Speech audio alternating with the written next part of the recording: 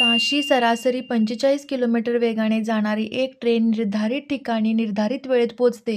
जर ती ताशी सरासरी 54 किलोमीटर वेगाने गेल्यास निर्धारित वेळेपेक्षा 20 मिनिटे लवकर पोहोचते, तर तिने कापायचे अंतर किती?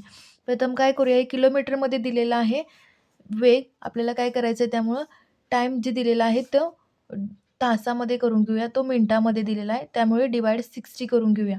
म्हणजेच काय येईल, 1/3 काय येईल, तास असं येईल. आता काय करूया, डिस्टन्स अपॉन किती दिलेला आहे, स्पीड 45 वजा डिस्टन्स अपॉन 45 किती आहे, 54 मिनिटे, म्हणजे 1/3. आता काय करूया, डिस्टन्स फाइंड करूया.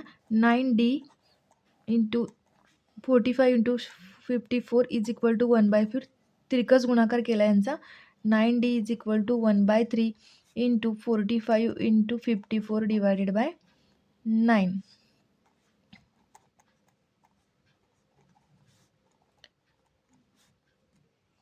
D इज इक्वल टू काय आलं, 90 किलोमीटर.